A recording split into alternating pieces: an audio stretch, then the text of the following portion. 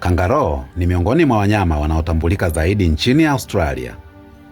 Kuna spishi kadhaa zinazopatikana katika maeneo mbalimbali ya nchi hiyo, kuanzia kangaroo wa Antelopine kaskazini kabisa hadi kangaroo wa mashariki mwenye rangi ya kijivu.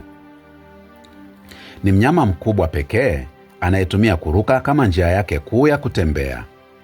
Baadhi yao wanaweza kuruka zaidi ya futi 25, karibu mita 8 kwa mruko mmoja, huku wakifikia kasi ya kukimbia hadi kilomita 56 kwa saa.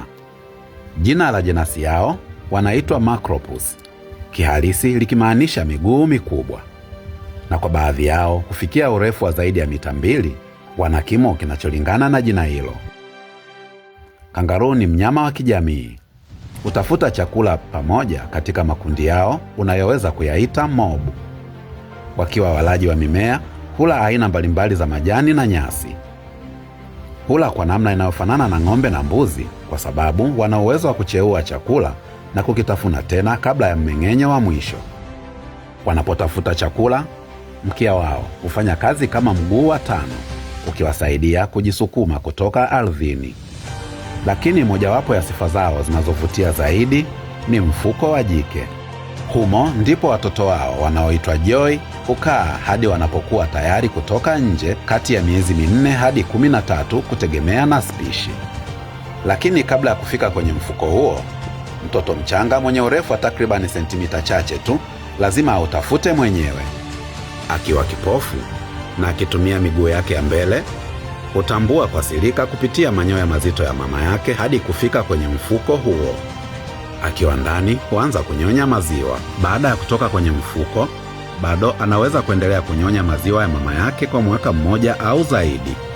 Cha kushangaza zaidi, kangaroo jike anaweza kuonekana kana kwamba yuko mjamzito karibu kila wakati.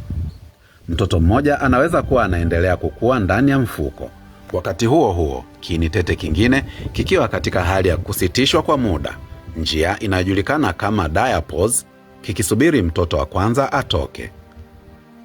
Ili kukidhi mahitaji tofauti, majike huzalisha aina 2 tofauti za maziwa, moja yenye mafuta mengi kwa watoto wachanga na nyingine inayofaa zaidi kwa Joey wakubwa. Mazingira yanapokuwa magumu, kama wakati wa ukame au chakula kinapokuwa haba, kangaroo mara nyingi husitisha kabisa uzazi. Uzazi huanza tena pale rasilimali zinaporejea katika hali nzuri. Kwa kawaida mama kangaroo huzaa majike mapema zaidi, huku madume yakija baadaye katika maisha yake. Hakuna anayejua kwa hakika kwa nini hufanya hivyo, lakini kiini cha maisha ya kundi huzunguka zaidi makundi ya majike. Madume kwa kawaida huondoka yanapofikia umri wa kubalee, na hivyo majike hubaki kujilinda wenyewe. Na katika kundi la kangaroo, nguvu haipo kwenye miguu mikubwa pekee, ipo pia katika ushirikiano na mfumo wao wa ajabu wa familia.